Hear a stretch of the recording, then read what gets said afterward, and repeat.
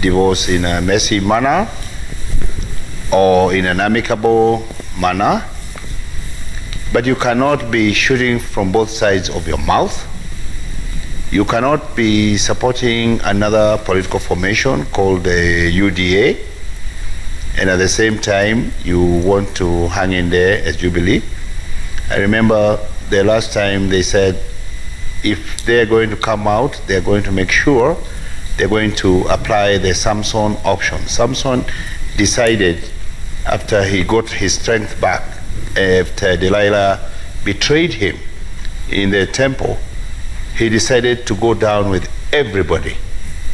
It's like these guys want to go down with a full temple and kill everybody inside the Jubilee house. And that is why we're saying... By kill, I hope look, you mean politically. They want to take their roofing sheets, they want to take their nails, they want to take their furniture. Please, they should just get out slowly and let us breathe. We can't breathe. Kipchumba Murkomen, Murathe, okay, he looks like he's breathing now, but he says they can't. Do you see his point of view on this? Is it over? For me, first of all, let's start from over for who and who. For the Jubilee Party, we hear... the Jubilee Party, the Jubilee Party chair, vice chair is saying he can't breathe. So it must be that that place has become ungovernable, or it's become so toxic. As the vice chair of the party, he should have spoken authoritatively about the health or the situation of the party. The reason why I'm saying this is because this is a party that has never met for a party PG for 5 years. For now, 4 years. The only time they met is the only functioning organ of the party is the party disciplinary committee, where Murathe will come on TV like he did 2 weeks ago, then announce that Senator Isaac Mwaura will be disciplined, and then that happens. But the party itself, as you know, has never had a single organ of the party function except the disciplinary committee, meaning the parliamentary group meeting has never met except to remove people. The governors council or caucus has never met. The MCA caucus has never met. The National Executive Committee has never met. In fact, I used to be a member of the National Executive Committee up to the time I was removed in May last year, and it had never met until then. And I can say that authoritatively because if it had met, we would have been invited as members. But also from May to this time, I don't remember a day that the NEC has ever met. So the situation of the party is obvious for everyone. The party itself is unable to function. The party members are only on standby. The party members still have the vision, the hope, the future they wanted. On standby for what? On standby for what? Pardon? On standby for what? I'm saying definitely the party members are on standby to find out from their leadership what is the way forward insofar as the institution of Jubilee Party is concerned. But the vision and the dream of Jubilee is still being carried by so many Kenyans who voted for us and who still want to see a Kenya that we promised through the Jubilee Party, and who still want to pursue the unity of the country. So my position would be that the Jubilee leadership has failed the Jubilee members, because the Jubilee leadership, which is in charge of the organs of Jubilee and organizing meetings for Jubilee, has failed the members, but the members themselves still carry the vision. And as you can see, even in the Hustler Nation movement, the vision of Jubilee is still being carried there. And as a caucus at the moment, we believe that the things that we promised the people of Kenya as we came together as Jubilee should still be carried forward. David Murathe, one thing. No, let me just add something. Sorry. I think. Hold on, Murathe. No, Wahiga. You had asked me something Wahiga, about. I think it's good to be honest here now, right? The last PG meeting that was called for the Senate by the party leader, Murkomen, and his boss, they organized for people to boycott the PG meeting. You put yourself in the shoes of the party leader. You call a Senate parliamentary group meeting. They choose to boycott it. They whip people to boycott it. Would you call another one? First of all, I think David has confused himself. Let me first start by saying the question you had asked is about, is it over for President Uhuru Kenyatta and is it over for Jubilee William Ruto? And the deputy? Yeah, the two of them. President Uhuru Kenyatta is not in contest with the deputy president. And going forward, President Uhuru Kenyatta is not a presidential candidate. William Ruto has chosen clearly to remain respectful to his boss, to become as respectful as possible and obedient as possible, while focusing on providing alternative policies for post the Uhuru regime, from the Uhuru leadership, what he would like to see Kenya do, building on the foundation that they've started together with President Uhuru Kenyatta, and to carry it forward. On the question of PG, I was abundantly clear. The only time Senate PG has met is twice. Last year to remove Kipchumba Murkomen and Susan Kiika, and last week to remove Senator Kangata. And I said that those two meetings took place, and those two meetings performed the ceremony they were supposed to perform. There is no PG meeting that has ever taken place since 2017 to discuss anything that is affecting the people of Kenya, to discuss the status of the party. Murathe, for example, resigned from the party as a vice chair, and suddenly, like Jesus, in the third day he resurrected. And no organ of the party met to discuss about his resignation. No organ of the party met to receive him from the grave when he resurrected. So we have a party that has been functioning in a manner that is very extremely suspicious, and it's about the leadership, the organs, the management of the party itself. And as you know, for party to function, and I've said it before in the public, parties like ODM hold frequent meetings, and they consult. However, you can have all faults about ODM as a party, but it's a representation. It's a small representation of what a party should look like. David Murathe, let me ask you this. History is a great teacher. Let's go back to 2013. We remember the pictures we saw. Matching shirts, matching ties, camaraderie, something that hadn't been seen in the past. Now, both of you are insiders. What actually went wrong? David Murathe, let me start with you. What went wrong?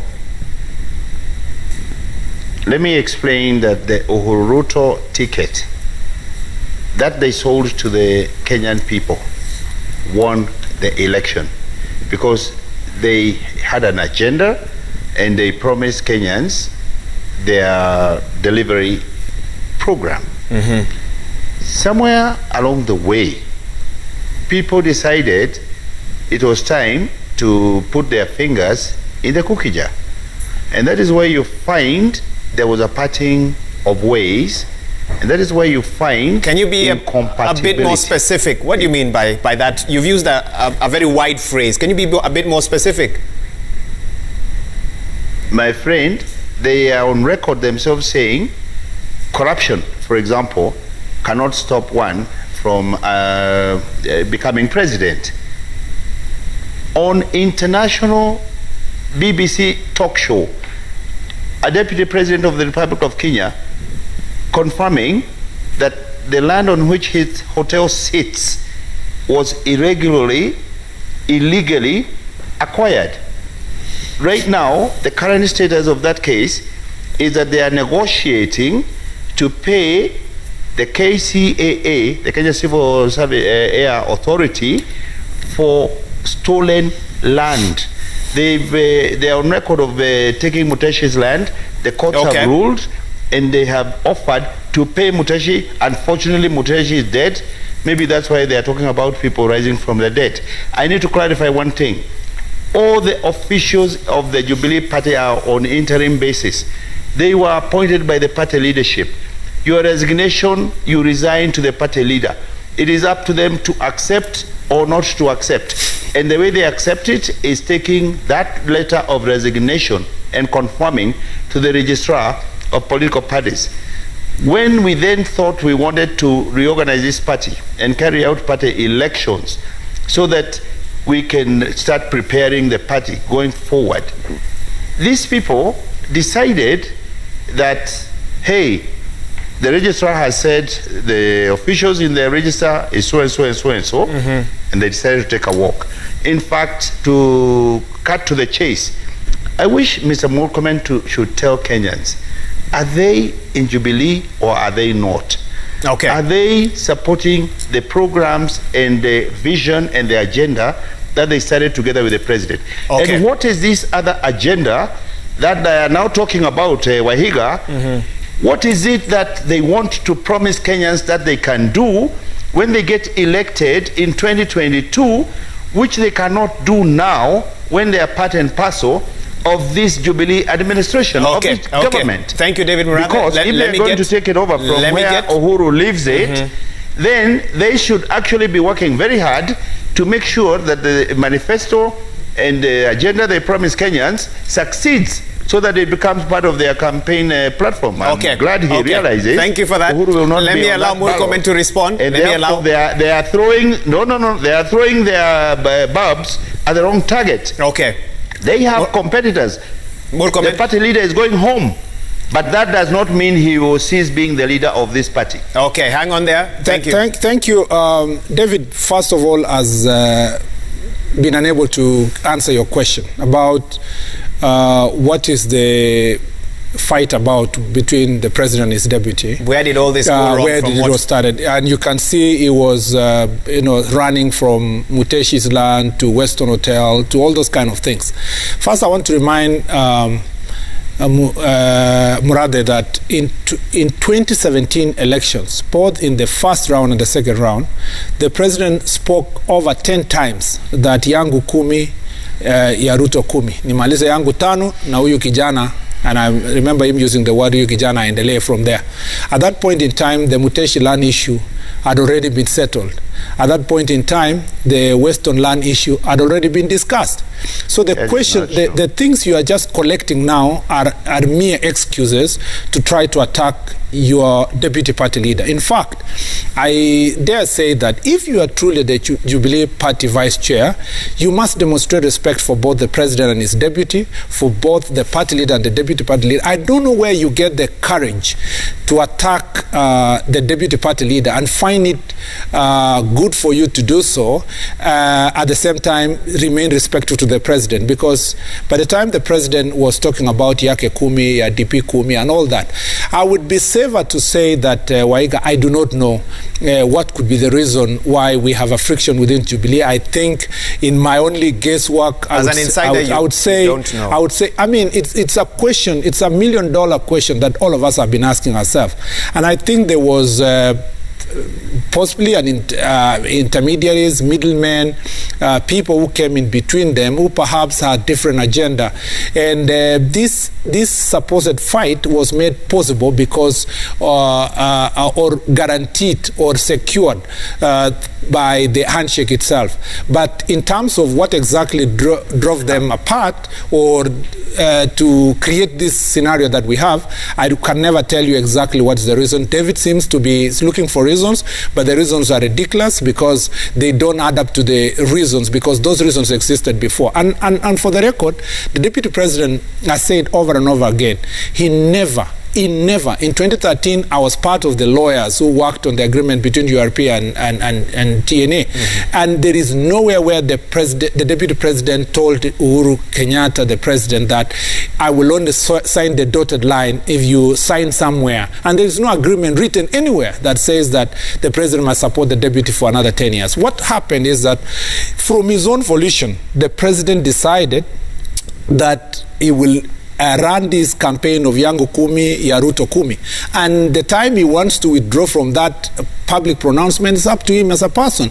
Unfortunately, many Kenyans who believed in that pronouncement and took it to their heart may stick with that decision even when the president has withdrawn. David talks about, he's talking about the questions of Manifesto of Jubilee. I can tell you for sure, we were part and parcel of the people who worked on Manifesto of Jubilee that talks about the roads, that talks about the electricity, that deals with all these issues that we are dealing with at the moment. We've never departed from it. In fact, it is our regret, the greatest regret, that the Big Four agenda is now, the president in December said it was not supposed to be programs to be achieved. It was aspirational. But for us, we believed that in the 5 years, as a short-term measure, we should at least achieve universal health care. We should work towards food security. We should deal with the question of housing, which was both giving people houses, but again creating jobs for young people during the construction period for these houses, and the manufacturing, which was going to deal with the question of unemployment. Now, David is saying we should not have a program beyond 2022. That is a joke, because the Jubilee manifesto, even when it was being launched, the president and the deputy promised Kenyans that Jubilee has a program of over 50 to 100 years.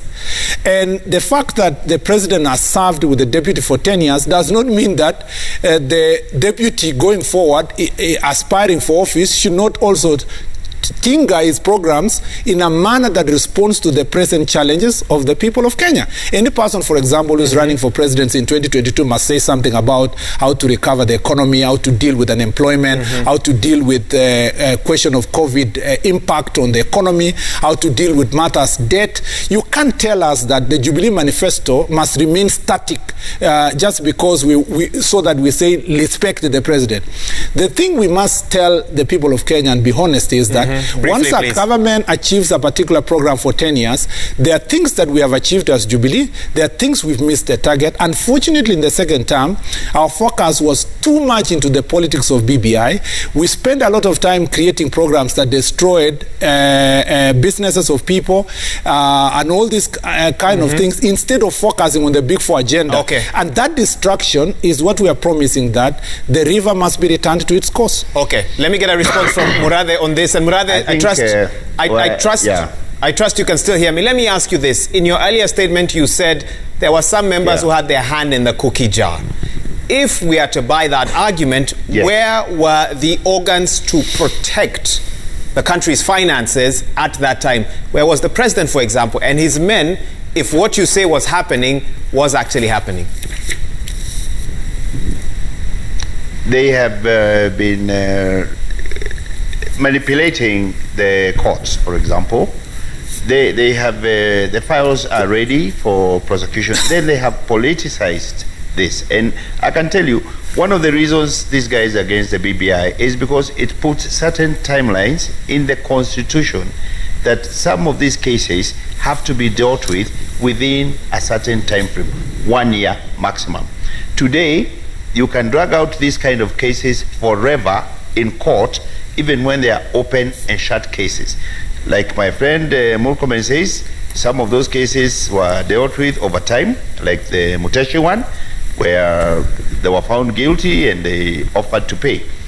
But actually that is not even the issue. The issue is if you had a manifesto and you had an agenda and you promised Kenyans certain things, wheelbarrows, for example, were not part of the Jubilee manifesto.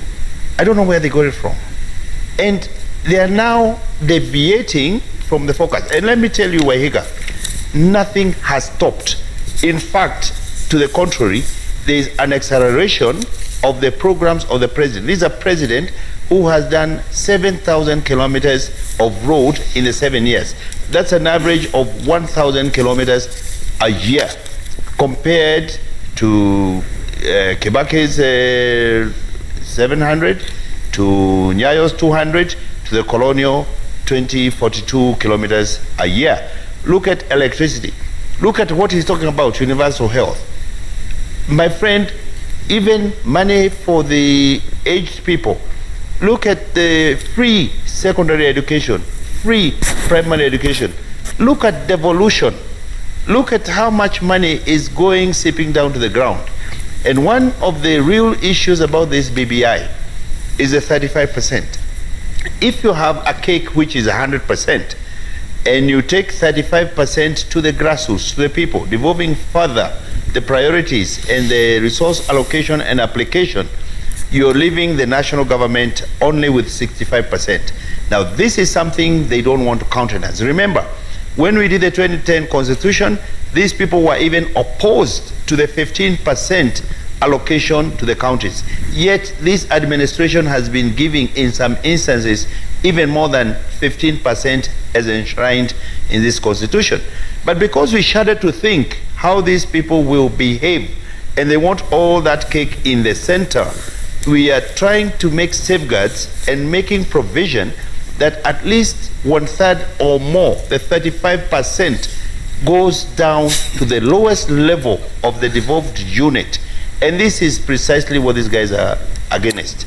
Now, I think it is very important for these people to tell Kenyans, have they then achieved what they promised Kenyans, so that they start talking about the new, which they will bring in 2022, 18 months down the road, instead of helping the president to achieve what they promised, so that they have a scorecard at the end of the 2 5-year term, so that they can then be judged and audited. There will be an audit by the people of Kenya against the promises they made. And they are now behaving like now they are the fiercest critics of the same Jubilee administration, and they are forgetting, even when you have all that Kibaki track record, Uhuru Muigai Kenyatta was a minister for finance when he gave this country the economic stimulus program. Murkomen, you can come in on that and please answer the question of when did you begin to see the fault in the Jubilee Party? Your critics would say they saw many faults even during the first 5 years, but you refuse to acknowledge them. But suddenly you now come out as the fiercest critics of Jubilee. First of all, David and I agree on one thing, that we have achieved a lot as Jubilee. So I don't know where you're talking about we have failed. We have achieved a lot, especially the first term. When we were running for the 2013 elections, when we were campaigning for 2013 elections, we ran on the track record of President Uhuru Kenyatta as Minister of Finance, and we discussed the question of economic stimulus plan. We ran on the track record of William Ruto as the Minister of Agriculture and his reform agenda in the agriculture sector. We ran on the record of William Ruto as the Minister of Higher Education, particularly his contribution to technical and vocational training, which actually became the integral part of Jubilee Manifesto. That track record was transported to the Jubilee administration. In the Jubilee administration, the track record of William Ruto as a Minister of Higher Education, I told you, we ran on the record of Uhuru Kenyatta as Minister of Finance and the way and the things he did with the economic stimulus plan. We ran on the record of William Ruto in the Minister of Agriculture and Higher Education, and particularly even the TTI issue. The fact that TTI uses less than 50 million to build one TTI structure was one of the things that William Ruto transported from his experience in the higher education. And all this track record was transported to the Jubilee administration. In the Jubilee administration, we added other programs. What Mzee Kibaki did in roads, we said we want to get 10,000 roads. We have achieved 7,000 roads. What they did in electricity connectivity, we moved electricity connectivity to over hundreds of thousands of households. I don't have the figures here. We've dealt with issues of primary education. TTIs, we built more than 150 TTIs across the country. All these things we did in the first term.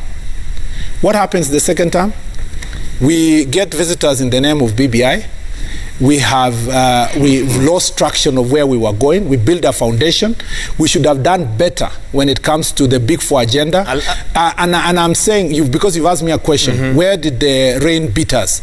It beat us when we lost traction on where we were going with the Big Four agenda and retreated to now debating about amending the Constitution, which was never Jubilee administration's agenda. Honorable Murkomen, because you gave David the opportunity. Let me just answer this. I'm asking you, not David. Is it fully accurate and fair to say that? Because some would say what they remember about the first 5 years of the Jubilee administration was a rise in debt like never before. When President Kibaki handed over 1.9 trillion, by the time the first 5 years were done, over 4.4 trillion shillings in debt. And some ask, they've never fully understood the return on investment on that debt. So let's talk about the first 5 years before we talk about the second term. Thank you very much. As I said, we are not saying we ran all 5 years without fault. We made mistakes, but our mistakes were tested in the 2017 elections, and it passed the test of the people of Kenya.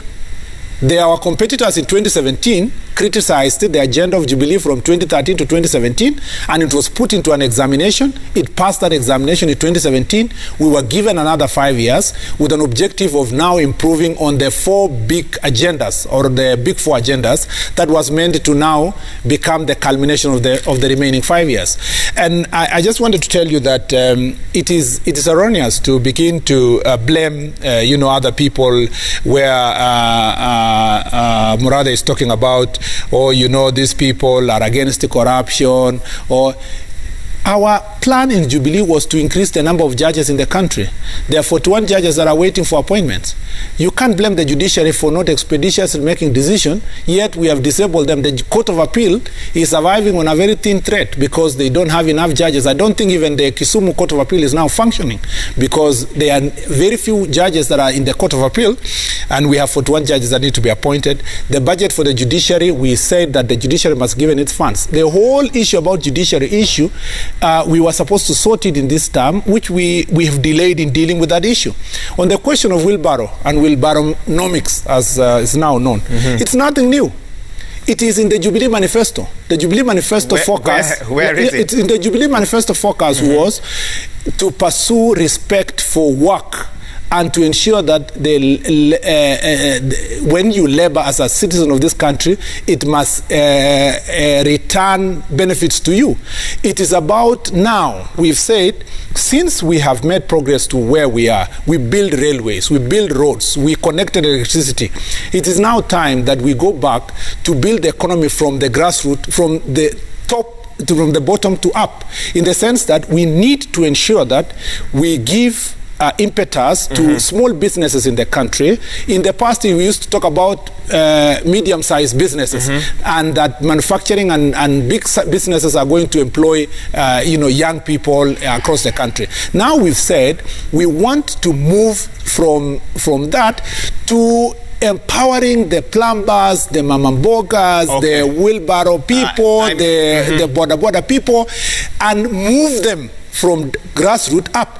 And you know what? Because of that conversation that we've pursued consistently. You saw yesterday one of the ministers was in Machakos, others were in Kajiado, training border people. In the interest of time. So the thing is, there is, my brother Murathe, because I want you to respond before we take a break. Just like we ran in 2013 using the track record of Minister William Ruto and Deputy Prime Minister Uhuru Kenyatta, Minister of Finance, in 2022 we will run on the record of Jubilee, and we will admit to the people of Kenya where we failed and the reasons why we failed, and we'll tell them how we will be able to remedy the situation going forward. Nobody will say we are not going to run on Jubilee. David Murathe, you can respond. Go ahead. Yeah, you can see my friend Murkomen is already talking as if he's not part of this administration. You can see he's having a monologue. You can see him criticizing the decision of not appointing judges as if they are not part of this administration. Actually, I am not surprised when... No, I'm actually, Murkomen, you are a friend of mine. But when you cannot talk from both sides of your mouth.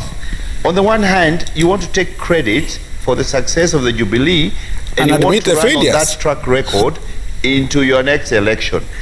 Is it possible, for example, to tell Kenyans which one of the big 4 has stopped because of the handshake and the BBI? Please, just tell us whether your healthcare has stopped, whether the roads have stopped, whether the electrification has stopped, food security. You tell us when you last heard of famine. Thank you. Despite the drought and the floods.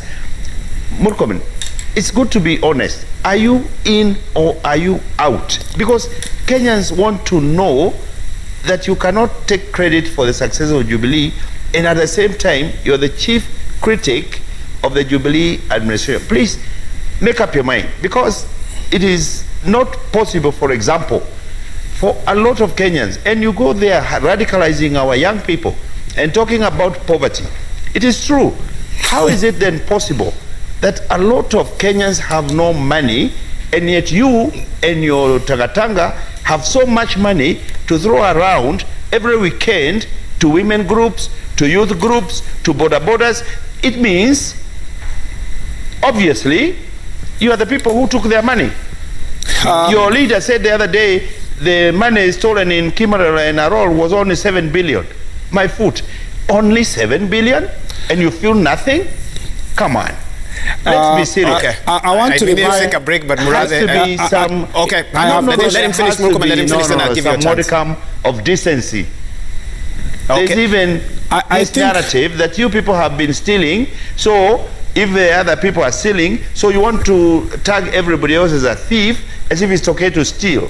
And when the president says he will never leave this thing to a thief, he has never pointed out to anyone. Correct. Or named anybody. Correct. But the people who are jazzing for themselves is the Tangatangas. Why are you doing that? Okay. He has never said first of all, let Murkomen respond. I have never said so and so is a thief. First of all, David. No, it's very important to be clear here. Why do you think he's referring to somebody specific? So, first of all, David, I want you to relax. The president is perfectly in order to say that he's not going to leave this country to any thief, because that is what the Constitution expects. It is, he was just overstating the obvious. There is no qualification of any person who will hold public office who is a thief, and therefore the president is perfectly in order. I don't know why you are so agitated about the obvious. Number two, I am not the one who said that Kenyan money is stolen 2 billion every day. It's the president himself. Are you saying because the president acknowledged that there is a problem in government where 2 billion is lost every day, that the president should make up his mind whether he's in government or in opposition?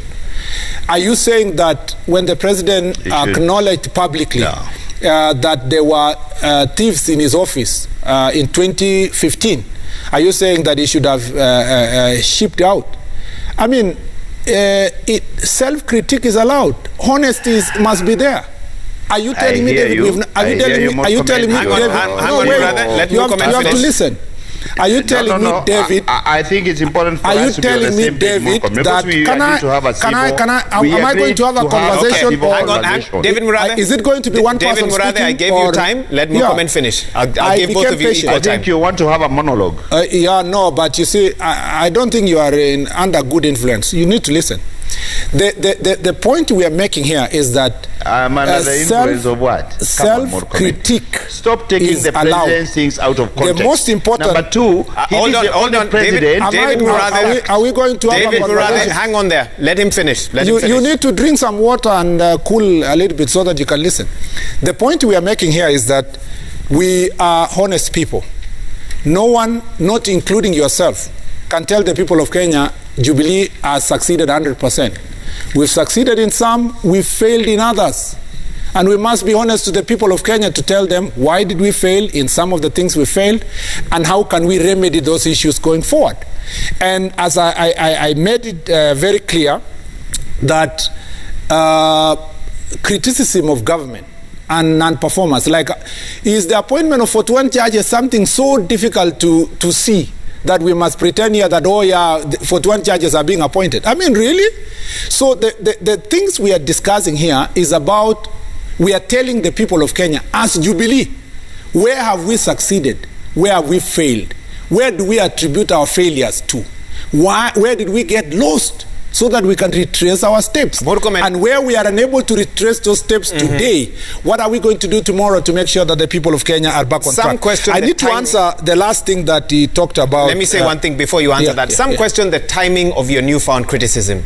Soon after the handshake, it began, but as soon as you were removed as majority leader, you took it up by 100%. The timing. Where was this, Murkomen, in the first 5 years of the Jubilee Party? I was like this from 2013. You are forgetting that I was part of the team that led people to go to court to challenge the functioning of the Senate National Assembly when the executive refused to give us division of revenue bill. I was among the team that opposed the money that goes to county government. As a majority leader, I would have been even more of a critic of executive than today, because I led the Senate to court to quash over 25 bills that have now been quashed. You know, I spoke about the takeover of Nairobi County, military takeover of Nairobi County. I spoke about the unfair removal of people from Mau Forest. I spoke about the pretentious fights that were called fights against corruption that were only targeted on certain individuals. So you can't say, Mwaura, you are not in Kenya. And yet the security amendments bill... Recently, in fact, since my removal, I have been as harmless as a dove. Where was your voice during the passing of the Security Amendments Bill 2014, part of which was that is a very struck off by the judiciary? That is a very good question. I supported Security Amendment Bill 2014, and I will still support today if it was brought to the chambers. It was a good law. We were using that law to fight terrorism. All the provisions that we passed in 2014, I stand by them. I defend them. Sometimes I get people on social media or in public saying, oh, is this the same Murkomen who supported Security Amendment Bill in 2014? Yet, they can't tell me what section they have a quarrel with in that Security Amendment of 2014. I have no regret about it. Gentlemen, let's take a quick break. When we come back, we need to take this discussion forward. What does the future look like for Kenyans watching from across the country, dare I say across the world? They want to know, what will the next 1.5 years look like? Can they trust that the party can steer the ship till the next general election and deliver on the promises that were made? We want to get into that when we come back. You're watching Newsnight. But Wahiga, before you go, I think it's important for Murkomen not to take things out of context. You're going to have to be brief then. It is true that the president said 2 billion shillings a day. That is 760 if over the 365 days. They don't even collect that thing. It means nothing would be happening. So if there is a mishap or a mispronunciation that 2 billion shillings is spoken a day, now that is the campaign they have taken to the field, it means 735 billion is stolen a year. They don't even collect that kind of money in order to pay salaries, in order to do the development I am not the president, I can't question him. Activities that they are doing. But they are also talking as if, like in terms of the appointment of the judges, they are not part of this government. Are you saying the presidency, which has the president and the deputy president is saying appoint, and the president is saying don't appoint? Come on.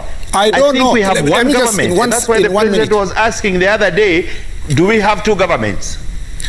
Just my answer is very straightforward. But first of all, you need to appreciate that I am not the deputy president. Number two, the responsibility to appoint judges is for the president. And when we criticize a decision that our government has failed in appointing judges, it will be now upon us to go and sit somewhere and make that determination as to who is at fault in the failure to appoint those judges.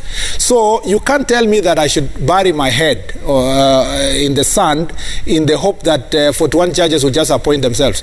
Number two, it is not a contest, as I've told you. There is no competition between the president and the deputy president here. When Jubilee is criticized, it includes me and you, Murathe. So we don't pretend to think that you will escape criticism or I will escape criticism because the president failed. We'll have to answer questions about why did we elect a president who failed.